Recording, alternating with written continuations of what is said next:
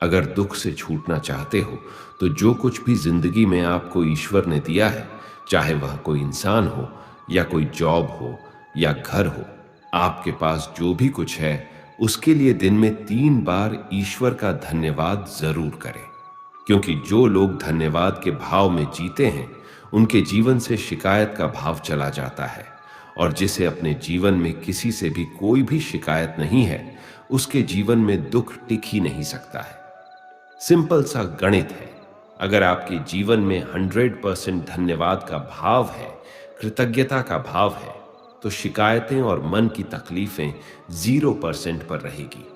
लेकिन अगर आपके जीवन में 50% धन्यवाद का भाव है, 50% शिकायतें हैं, तो जीवन में दुख और सुख दोनों आते जाते रहेंगे।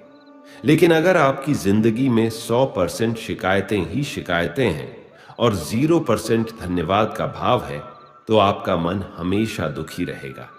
क्या आपको पता है कि दुख भी जगह ढूंढता है कि इस इंसान को हर बात से तकलीफ होती है, ये मेरा पक्का ग्राहक है, अगर मैं इसके पास जाऊंगा तो यह बहन खोल के मेरा स्वागत करेगा, क्योंकि इसे हर चीज से तकलीफ होती है। याद रखना, जीवन में शिकायतें जितनी ज्यादा होगी, दुख भी उतना ज्यादा होगा। और जिंदगी में जितना धन्यवाद का भाव होगा, कृतज्ञ का भाव होगा, जीवन उतना ही आनंद से भर जाएगा। ईश्वर को धन्यवाद हम ईश्वर के लिए नहीं करते हैं, हम खुद के लिए करते हैं। हम यह महसूस करने के लिए करते हैं कि कियों को वह सब कुछ नहीं मिला जो ईश्वर ने, प्रकृति ने हमको दिया है। एक व्यक्ति तपती हुई धूप में चला जा रहा था। बहुत गरीब था, पैरों में पहनने के लिए चप्पल भी नहीं थी। ऊपर से तेज धूप पड़ रही है और गर्मी से उसके पैर जल रहे हैं।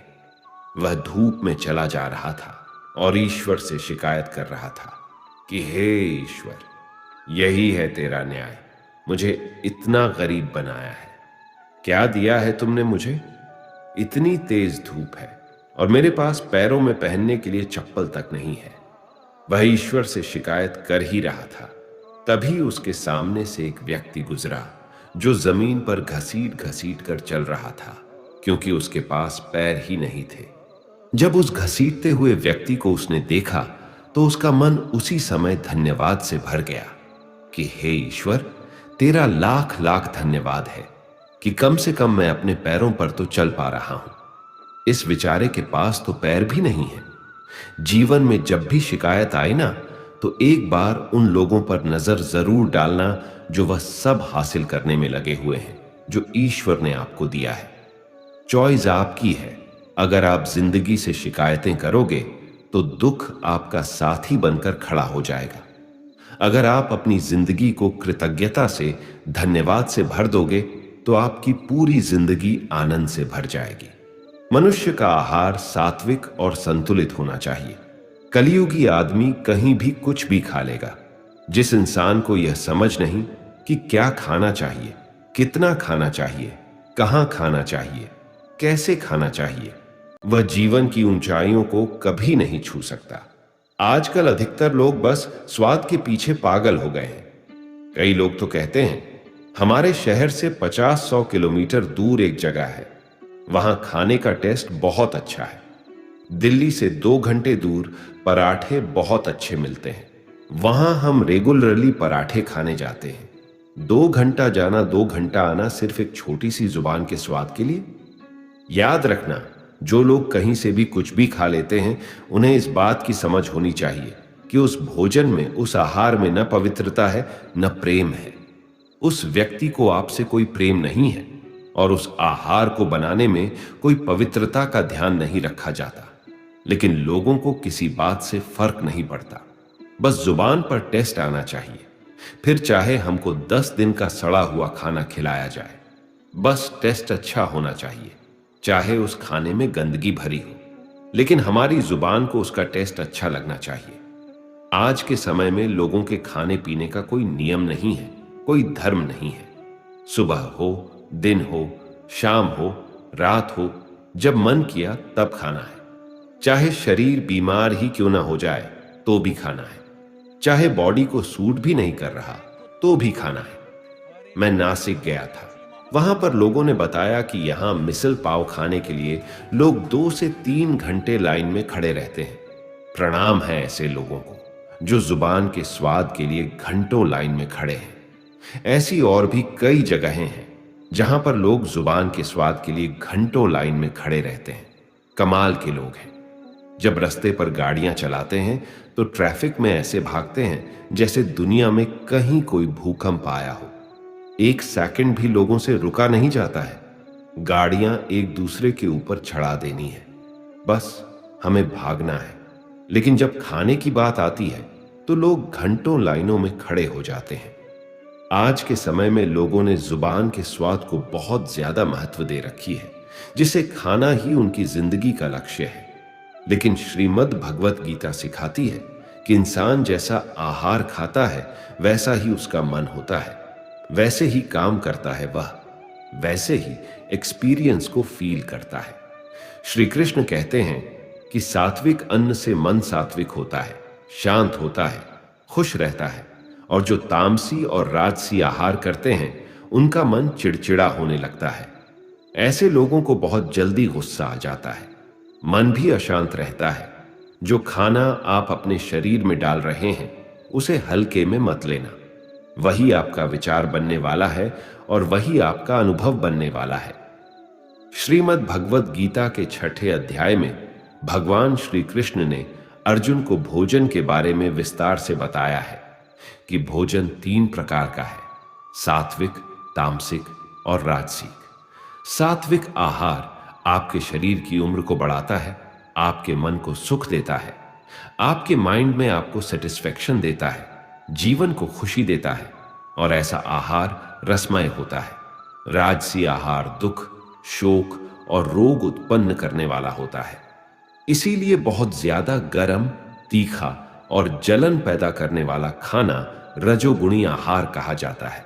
और जो खाना घंटों पहले बनाया गया हो, जीवों की हत्या करके बनाया गया हो, बहुत अपवित्रता से बनाया गया हो, बहुत ज्यादा गर्म, बहुत ज्यादा तीखा और खट्टा हो, या जिसमें नशीले पदार्थ डाले जाते हो, ऐसा खाना तमोगुणी आहार कहा गया है।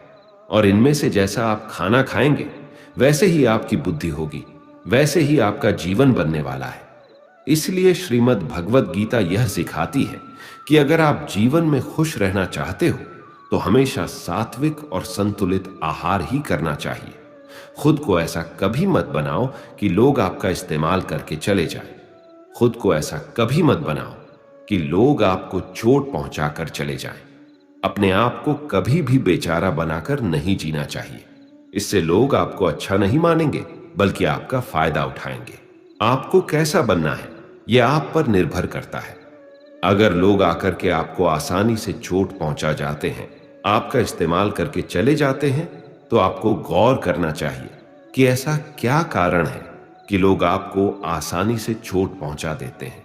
क्योंकि कई लोग दुनिया में ऐसे होते हैं जिसे बात करने में भी लोगों को डर लगता है। जिस इंसान का मन मजबूत है उसे कोई चोट नहीं पहुंचा सकता, लेकिन जो इंसान मन से ही कमजोर है उसे चोट पहुंचाना बहुत आसान हो जाता है। इसीलिए यह बहुत जरूरी है कि आपका मन मजबूत होना चाहिए, आपके विचार मजबूत होने चाहिए। कमजोर मन और कमजोर विचारों के साथ जियोगे तो जगह जगह आपको चोट ही लगती रहेगी। इसलिए अपने आप को ऐसा कभी मत बनाओ कि आपको कोई भी चोट पहुंचाकर चला जाए। जब तक आप औरों से सम्मान की उम्मीद करते रहोगे, तब तक आपका अपमान होता ही रहेगा। जब तक आपको यह इच्छा है कि कोई आपकी कदर करे, तब तक आपकी कोई कद्र नहीं करेगा। सम्मान चाहने वाले का अपमान निश्चित ही होता है। आप कभी गौर करना, जिस इंसान को सम्मान की सबसे ज्यादा लालच होती है, वह इंसान जगह जगह पर खुद को अपमानित महसूस करता है। वह कहते हैं ना कि शादियों में फूफाजी मुंह बना लेते हैं, हर चीज पर खुद को अपमानित महसूस करते हैं। क्यों? क्योंकि उनके मन में सम्मान पाने की कामना है, और वह सम्मान पाने की कामना ही उन्हें जगह जगह पर अपमानित महसूस कराती है। हालांकि कोई उनका कुछ करता नहीं है, लेकिन जब जिस सम्मान को पाने की उम्मीदें मुंह लगाकर बैठते हैं, उसी की वजह से उन्हें लगता है कि हर जगह हमारा अपमान हो रहा है। कुछ अजीब ही चक्र है। जो लोग सम्मान चाहते हैं उन्हें अपमान मिलता है, जो लोग प्रेम चाहते हैं उन्हें छल मिलता है, जो लोग अच्छा व्यवहार चाहते हैं उन्हें गलत लोग मिल जाते हैं।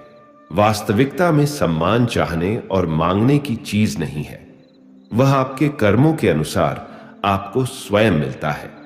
प्रेम मांगने की चीज नहीं है, वह आपके व्यवहार के अनुसार आपको स्वयं मिलेगा। जब आप इन चीजों को मांगने लगते हो, चाहने लगते हो, तो बदले में आपको सारी उल्टी चीजें ही मिलने लगती हैं। इसलिए जीवन में सम्मान की उम्मीद लोगों से मत रखना, प्रेम की उम्मीद लोगों से मत रखना और अच्छे व्यवहार की उम्मीद भी लोगों से मत रखना। कई लोग कहते हैं कि हम कम से कम इतना तो डिजर्व करते हैं,